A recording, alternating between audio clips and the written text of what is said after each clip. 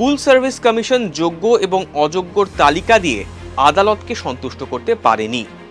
Supreme নির্দেশে চাকরি গিয়েছে 25,752 জন সরকারি শিক্ষক এবং অশিক্ষক কর্মীর। কালকের রায়টা আমি পেয়েছি, অবশ্যই দেখেওছি। সংক্ষিপ্ত আলোচনাও হয়েছে আমাদের আইনজীবীদের সঙ্গে, অবশ্যই সরকারের কয়েকজনের সঙ্গেও আলোচনা হয়েছে। কিন্তু এখনও আমরা সঠিক যে কিভাবে কি করতে চলেছি সেটার ব্যাপারে একদম চূড়ান্ত সিদ্ধান্তে উপনীত হইনি। কিছু আমাদের লিগাল ক্ল্যারিফিকেশন যেটা বলে সেটা আমাদের নিতে হবে। রিভিউ পিটিশন বা ইত্যাদি এই টেকনিক্যাল বা লিগাল প্রশ্নগুলো, এগুলো তো এসএসসির ব্যাপার। এসএসসি তার আইনি প্রক্রিয়া নিয়ে করবে। যদি আমাদের বিভাগের কাছে কোনো এই বিষয়ে তারা সাহায্য চায়, আমরা সেটা আইনি পরামর্শ তাদের নিশ্চয়ই দেব, তবে সেটা আইনি পরামর্শ নিয়ে দেব। আদালতের রায়ের পর সাধারণ মানুষের মনে এখন অনেক প্রশ্ন। উত্তর খুঁজে দেখল আনন্দবাজার.com। যোগ্য অযোগ্যর তালিকা নিয়ে সংশয় গোড়া থেকেই ছিল। সিবিআই আদালতকে জানায় কেউ কেউ সাদা খাতা জমা দিয়ে চাকরি পেয়েছেন, আবার এমন অনেকে শিক্ষকতা করছেন যার নাম প্যানেলের বহির্ভূত।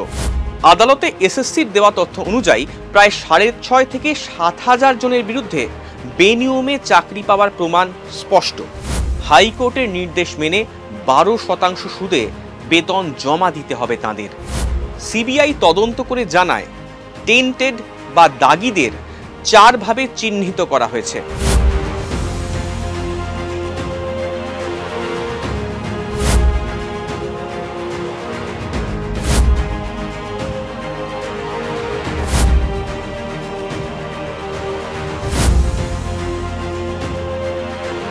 অনেকেই বলতে পারেন ওএমআর শিট ধরেই তো হিসেব করা যেত, সকলের চাকরি কেন গেল?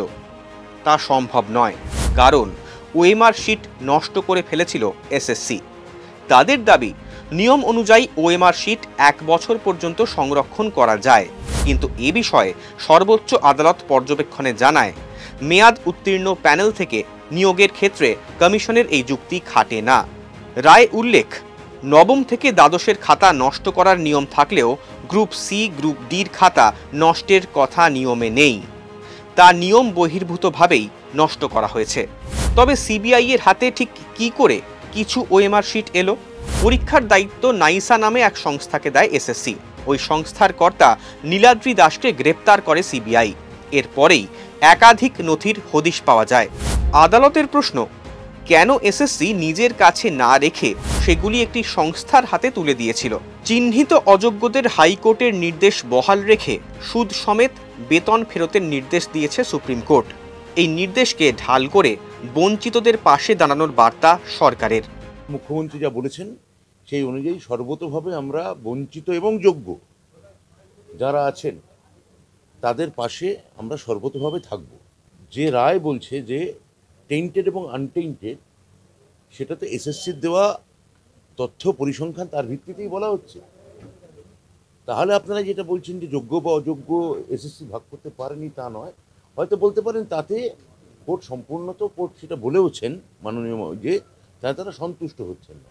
এসএসসির দাবি আইনি পরামর্শে সাহায্য নিচ্ছেন তারা, তবে নিয়োগ একটি দীর্ঘ প্রক্রিয়া।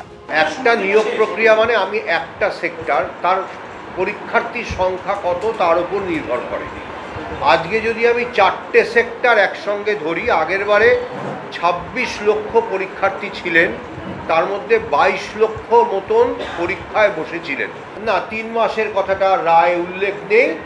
3 মাসে কখনোই সেটা সম্ভব নয়, রায়ে সেটা যথার্থভাবেই উল্লেখ নেই। কোনো নিয়োগ প্রক্রিয়ায় 3 মাসে শেষ হতে পারে না, কারণ পরীক্ষা নিতে হয়।